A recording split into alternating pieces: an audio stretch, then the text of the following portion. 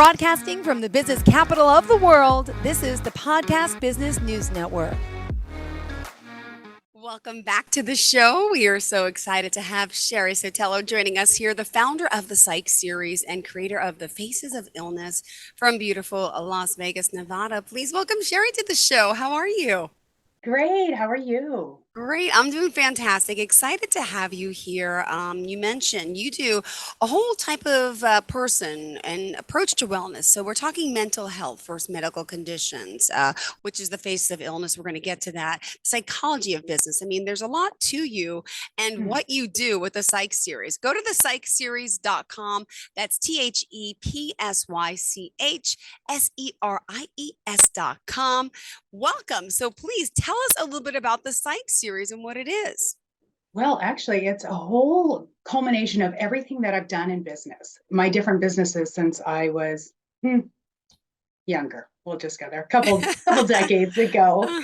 So everything from health and fitness to design and construction, business consulting, everything that you can think of along the lines. Yeah. And I put it all together just with having all of my different clientele over the years. I've had something to be able to contribute somewhere in their life, which is amazing because we don't stop at just, oh, well, with my mental health, I have just this going on in my world. No, Yeah. we have our entire existence. We need to live and not just exist. So I put it all finally in one nice big package and said, hey, come on in. What can I Right. do for you? And if I don't know, I'll go find out. Well, you are someone who clearly has amazing work ethic. Is it true that you pursued 8 degrees? Am I reading Hmm. this right? Yeah, Tell me a little bit about yourself. Unbelievable. I, being Asian, so that Asian educational ethic, it's no, you have to go do this. No, you have to go do that. Um, I did not pursue nursing. I did not pursue engineering. However, I did go to an engineering college. I did go to Cal Poly. Mm-hmm. And one of the inspirations is that my grandfather was orphaned when he was younger in the Philippines. And so he quit school at 13 and took care of his 3 younger siblings. Mm-hmm. So through that, he pursued school much later in life and went on to become an engineer for the US government. And that's how all of the family immigrated over here from the Philippines, working for the Wow. military. Mhm. And so he went through degree after degree after degree. And I'm the oldest. I'm the oldest child from the oldest son. So following in his footsteps, and with a really hard struggle moving into San Francisco in the 70s, Yeah. being Asian, not much distinction unless you are familiar with Asian population of which Asian is which. So very, very rough start. Yeah. And so I went and pursued all of these different things. He said, oh, you're like me. You went and did it. I said, absolutely. I'm going to go do it. So, but I started out in business at Okay. San Francisco State. It's like, but wait, you can't do business without knowing what's going on in somebody's head. Being So in San Francisco, being psychology. that diverse population, but being a woman, well, a girl at the time, Yeah. and watching the disparities, having to take the lower income, having to take or the lower pay, having to kind of step aside, having to earn credibility differently. I Mm-hmm. watched and I learned. Yep. It's like, okay, so psych major it is, Mm-hmm. but it wasn't enough. Nobody wanted to listen.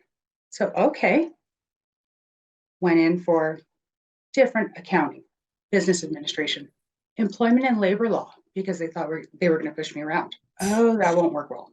Mm-mm. So from there, health and fitness, kinesiology, different side of nutrition, Okay. Yeah. clinical psychology. So union trained, Pacifica is in carpinteria.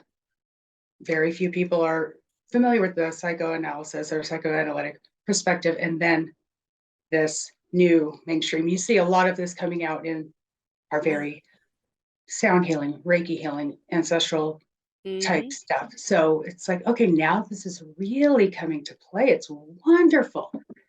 And then industrial organizational psychology. As that came around in the 90s, it is specifically the psychology of the workplace. I found my niche. Ah. So not only as a therapist, but as that business person, because I was also doing business consulting at the time, opening up people's businesses. Why? Because I learned the ins and outs of every type of organization there was that I could, all Mm-hmm. throughout the Bay Area. Then go into health psychology because illnesses started to come around for me, for my family, for the people that I was seeing, that they were being Mm. passed over. Ah. Why? Because the demographic that they fit in. And it's like, wait, how is this fair? Yeah. So I also started working with here's the fun one, federal and state prison system. Mm-hmm. So being on that side with them, hearing their stories, hearing what they were going through, Yeah. what they've been through. One of them told me if someone would have just I will clean this up, put a foot in my rear end Yeah. when I was 6 or 7, I wouldn't be here. But if someone was just there to listen, maybe I wouldn't be here either. Ah. So I said, okay. I watched a few things happen. So I decided to go to law school while doing one of my PhDs because it wasn't right. What I saw was not right. And then I opened my kids' clinics. And from there, I was seeing the kids that, the low income, eating the way they were, watching the failing health. No third grader should be on cholesterol medicine. And I had a handful of them just in my clinic. Um, This is, and so more and more, it's like, okay, back to school I go. Pre med, I went, turned down med school because standard medicine is for triage. And walking in, I asked, what's your ethical obligation to remove those that aren't competent or that aren't here for the right reason? We don't have one. If you're in, we're getting you through. We need doctors. mm. I operate with integrity. I can't call those people my colleagues. So I headed to Arizona for an ND program, naturopath. Mm-hmm. Meanwhile, I catch valley fever in Arizona, which most people don't know about. No, I don't. Could you? And this is sad because it's an endemic natural organism throughout the southwestern side of this country, and it's fatal. CDC has it there. Two populations exist where it's lethal most of the time, Filipino and Black. That is how it's identified. We share the same DNA strands, our mitochondrial DNA. We are the oldest sets of DNA. If you I do history lessons on this all the time. We are the most similar. If you look at original Filipinos, what they look like, most people will be able to go, oh, okay, yeah, that's it. I get it now. We don't create an immunity, but it's a mold spore that's smaller than anthrax. And it makes people sick all throughout San Bernardino County, the valley. That's where it comes from. That's the name. So it was there that I started to see, okay, what are we doing? Why are we not training these doctors? But why are we not helping our people? Mm-hmm. And then it's easy just to say, oh, these are mental health disorders. We're just going to pop some pills in there. Hmm. In comes pandemic. Yes, I was There I reading was that in your sitting notes about retired. the pandemic. Ah, Yeah, please. And the inspiration zone, we'll call it. Yes, go ahead. yes, yeah. And these people were, I came, I had my lovely little organic farm. I'm a vegan. So I bought all the animals that people were going to eat. I'm like, no, no, no, no, I'll take them. I'll take them. Oh, No problem. They'll never be eaten, I promise. I didn't tell them that, otherwise they wouldn't have sold them to me. of course. um, but I got a phone call from my board saying, hey, you keep your license active. Can you come back to practice? Of course. Why wouldn't I? I'm here to help. And I took on a small caseload, then a very, very large caseload because there was just so many people. And one after the other, I was getting, oh, well, yeah, I have anxiety and I have depression and they say I have bipolar. Now I'm very criteria based in my practice. It's like, you don't meet criteria. What else is going on? Mm-hmm. Um, oh, well, I have this. I ask if there's anything that comes close to hallucinations. Do you have any untreated dental work? I get the head tilt. Why do you ask? Untreated abscesses go straight to the brain first, causes hallucinations. Oh, well, yeah, this thing, but people weren't getting medical treatment during pandemic. So it was easier to give him psychotropic medications. And here we lift all of these things Ah, on pandemic status, and we have a set of people who believe they are simply mentally ill instead of medically treated. So I'm that whoa. person that fights and connects the dots for them. I've found the avenues to go ahead and get them their own lab work, their own CTs, their own MRIs. I have the cash pay prices. I have the Groupon links. It's cheaper than our insurance. And why? Because it's horrible to sit there in the unknown. And it's not this stigmatized thing that they should be living under. Mm-mm. And but that's why I did all of the extended education as well. Because across all these specialties, unfortunately, and this has to do a lot with our system, Okay. they don't speak to one another. They don't have time. They don't have staff. They don't, everybody knows there's a shortage of everything. How in the world can they get together unless you are a tertiary center like Mayo or Cleveland or UCLA or Stanford? Where else do you find everybody in one Mm-hmm. spot? You don't. But that's why I did the Face of Illness project, just to find a site. So I've done all the research. I have Which, binders and binders and binders of yeah, research. please explain what that is exactly, what you've done. So the Face of Illness is I've taken these beautiful, amazing people that were far, far, far too long. We see this on documentaries all the time. It's that dreary face. It's that sad, sad story. It's the I'm hopeless. I'm helpless. I didn't know where else to go. Yeah, I have all those people too that are suicidal, Oh, that are giving up because nobody will help or they don't know how. And so, but illness doesn't have to be ugly. Illness doesn't have to be hopeless. Illness doesn't have to be worn outside. When you look at me, do you see an ill person? They look at me and they go, no. I was like, I used to teach chronic pain management and functional movement. So they say, okay, well, I put my MRI up on a white screen. My spine is collapsed. I'm not supposed to walk. It's split in the thoracic. It went whoop, and it fell off. I'm not supposed to walk. My neurologist goes, I don't know how you're alive. And I laugh. I go, I know. I'm a medical anomaly. But do you know there's not a set of doctors that can answer my questions? And so when I tell certain patients this, they're scared at first, but then it gives them hope. yeah. So I put together this project and I contacted Christopher Montoya, a phenomenal 30 plus years in Hollywood makeup and hair artist and stylist. I reached out. I didn't know. I mean, here I am, this crazy therapist going, I have this idea. I don't know if anybody's going to do it. I'm paying for the whole thing. I'm funding the whole thing. I don't care. It's not about money. Money doesn't do anything for me.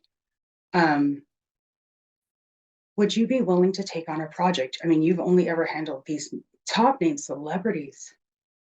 And he's like, yeah, sure. I met him on a set of a shoot. And then he came in and he did something amazing. Oh, He took these people with autoimmune, with EDS, which is Ehlers-Danlos syndrome, which if you know anything more about it, and oh, I'd love to explain it later on another session, um, painful, painful conditions. Again, people not seeing a hope for a future. And they sat down in his chair. And when they came out, from that point forward and to this day, they are brand new people. wow. They haven't looked back. And I said, this is what we need to do. That face of illness needs to change. it's not just a mindset. Hmm. It's what we can do and it's how we do it. And so if anything can come from it is if one person can reach out and just do. That's what it's about. So I put together the book.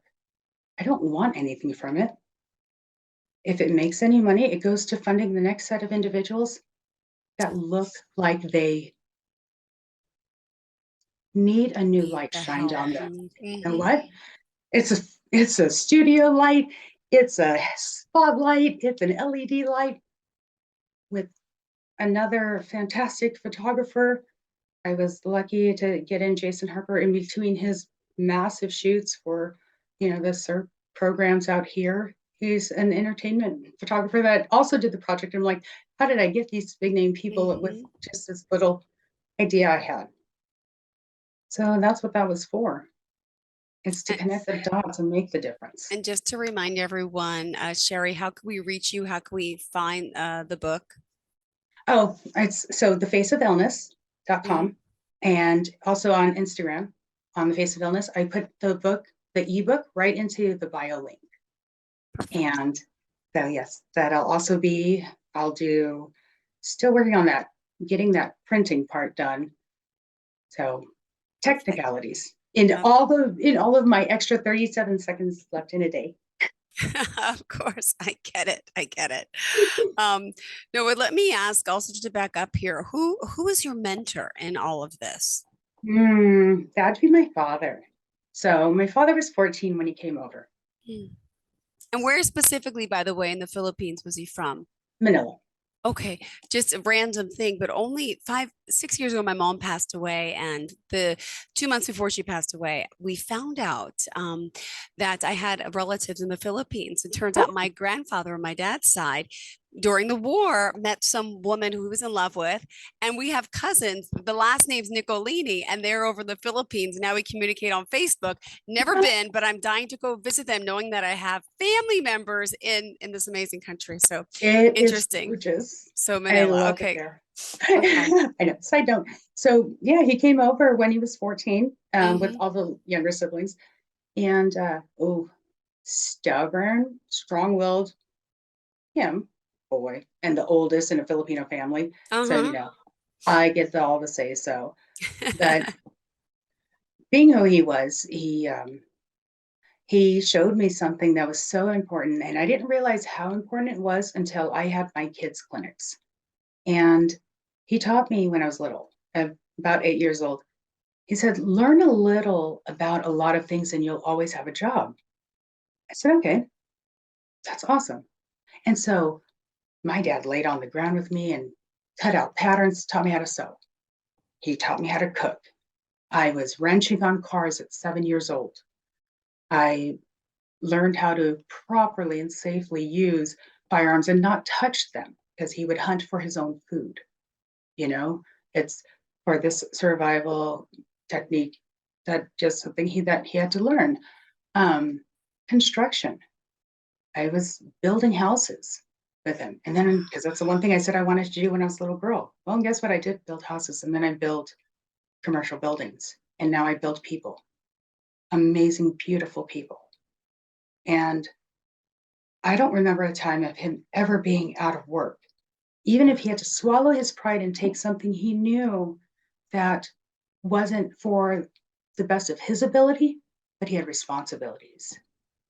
By the way, So did you have any siblings as well, or was it I have siblings now. I have little siblings. okay? I have a lot of little siblings Okay. that are 16, Hmm. 14, 12, 10, 8, 6, 4, and the twin-year-old twin boys are going to be 2 in May. Go team dad. And I Wow. love them. And so when I accepted this piece, I told my dad and his wife, she's an amazing woman, said, I want you to be proud, but more than anything, I'm going to be a role model to my little siblings. And dad, don't do anything different with me or with them that you did with me, because I'm only here because of you. Hmm. You taught me to never take a handout, Mm. don't take what you didn't make, and always give back. And nothing is ever about money, it's about integrity. Mhm. If it's not right, don't do it. Just don't do it. Wow. People matter first. Beautiful. What an inspiration. And where does your dad live now? He's still in the Bay Area. Okay. So yeah, he's and still working. He does 15 hours a day, God bless same as him. me. God bless him. He clearly gave you his work ethic. Didn't Mhm. give it to you, taught it to you. You earned it for sure. And you also talk about you had some speed bumps, but you say they aren't roadblocks, right? No, You want to not at share a little all. bit about that? Mm, You know, we all face challenges. Yeah. We're all going to come in with some level of something that's coming in our way. This is life. This is exactly life is going to throw things at us. It's like visiting a circus, a Mm-hmm. zoo, anything. We're on a road. We're going to hit these speed bumps. It's not my roadblock. It never has been. I it just tells me to slow down. I Yeah. have to be careful. I have to learn my environment. It's what we all should do. If something comes in our way, we have a choice. Do we take that negative stance and, oh no, this is all horrible. This is all going against me? No, it's meant to teach us. Yeah. Every failure is an opportunity to learn to Mm-hmm. do something different. So I didn't let it get in my way ever. It's like, oh, okay, now I know this. Great. I'm glad I did that. I know what not to do next time. Perfect. One more thing out of the way of life. Yeah. It's a great way to live. Mm-hmm. And you mentioned building your dream team. Oh, yes. Gotta love building a dream team. There is something about being able to walk into an organization. And this concept of building a dream team is really about understanding people, understanding that we all come together from different walks of life, literally. But that means knowing what brought them there, what they did while on their way, on their journey, what they're doing today, and why they're doing it. Some of us will come into a new place of employment and say, I want to make this difference, and but I want this person to understand Yeah. why I'm doing it. But we're in this brick and mortar facility with black and white letters on pieces of paper that we have to adhere to. Mm-hmm. Those buildings and those papers don't have feelings. They're not meant to, but the people that run the organizations do. And so, really, what I learned along my career is that if we can get to know these people, and this is where having that advantage of all of these different educational programs that I've done, when you get to know the people and you can tailor a retraining idea, a new corporate retraining model to Mm-hmm. get away from the anxiety ridden race against one another, that you'll create a better level of cohesiveness. You'll Yeah. have cultural competency. Yeah. That leads to higher productivity and higher profitability. In the end, that's really what corporations need. That's how they survive. Yeah. Turnover is expensive. I do business analysis on companies. I take their entire company, I come in, say, okay, well, what's going on? Mm. Oh, well, we're not doing as well as we want to. Well, of course, not. You called me. So we'll look at the books, we'll look at the models, we'll look at the policies, procedures. I can rewrite Yeah. any of those things. Also, let's look at your people Mm-hmm. and finding out your employee satisfaction. What else is going on in their world? Ergonomics, repetitive stress, workplace injury. Yeah. All of these things account for so much loss. And it, some companies can afford it, some cannot. We're now in a time, especially Yeah. post-pandemic, a lot of these larger companies with the most recent layoffs in tech and in financial, Mm-hmm. these people are going to have to reground themselves and possibly end up in a different world Yeah. than what they've had their entire life. Mm-hmm. And so it's going to be this new shift of idea of, okay, we really do need to honor the people that we have, or we're going to have continuation of turnover after turnover after turnover. Yeah. That hits our bottom line every time. So a new dream team means, what can we do to build this cohesive team that's going to get us our mission, our vision, our goal, and this wellness, not just a corporate wellness, a personal wellness, because personal wellness leads to loyalty, Yeah, sure. and longevity. Hmm. Well, we still have just 3 minutes left in the show, Cheri. Okay. There's so much. I know there's so much to you and what you have to offer, what you have to bring. I know it's our first session together, which is great. We're getting to know you. What else in the last few minutes did you want to leave off with?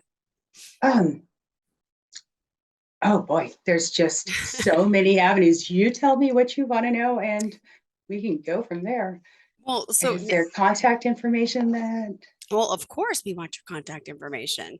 I want to know. You mentioned the children. You started the centers for the children. Can you just tell me more about them and where we could find them? well, those I when I retired in 2018, that is actually when all of that closed down. And if push comes to shove and we have to reopen them, I will have to reopen them, but I will go nonprofit because Oh, unfortunately, a lot of the insurances will not pay for it if the kids are not medicated. And I hate to say that out loud, but it is true. it's true. Ah, And so I still to this day see low income and no income kids and veterans for free. That's why I kept my license active. oh, I see more free clients than paid clients when it comes to severe mental health because it's more important. Those are going to be the ones that run our country one day, or at least outlive any one of us. my goodness. Beautiful. I mean, yeah, it's hard to, when I got to read your information, I was interviewing today, I said, this woman wears many hats. There's no standard introduction I could do. I can't say, welcome to the show. Meet Cheri Sotelo, A, B, C, D, E, F, G, H, I, J, K, L, M, N, O, P. And you are, you're not just, like your dad said, a jack of all trades. Like it's good to learn a little bit. You are a master of all. You are amazing. Thank you. Clearly, with the work you're doing and the people you're helping to this day. Let's remind everyone how we could reach out to you directly, please. So we can go two different websites, thepsychseries.com or thefaceofillness.com. Those also have corresponding Instagrams. So Psych Series or the Face of Illness. I've also signed up with heal.me Okay. / the Yeah. Psych Series. So that's a new booking site. I just put that up, went live 2 days ago. It's a Great. phenomenal new site for holistic health practitioners. And I list all of my services right there, which is amazing to finally have an all-in-one encompassing site. So Great. heal.me, there's your new promo.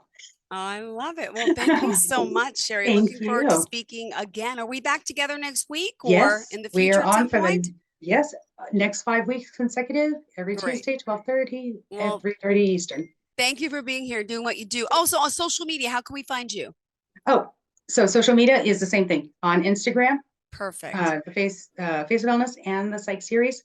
Also Facebook, Psych Series and Face of Illness. All right, Come look for great. me. Thank you so much. Have a Thank fantastic you. day. Thank you for really inspiring us here today with your story, your journey, and God bless your father. Oh my gosh, and your family and Oh, his little thank you. ones. I Ah, know. that's amazing. I hope, do you get to see them often or is it kind of hard? Yeah.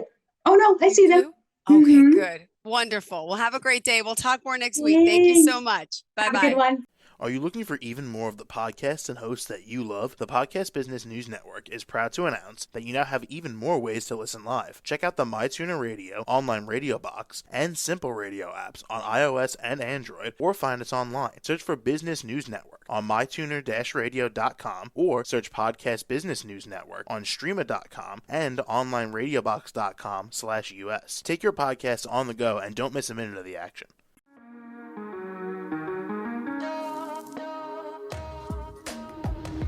Broadcasting from the business capital of the world, this is the Podcast Business News Network.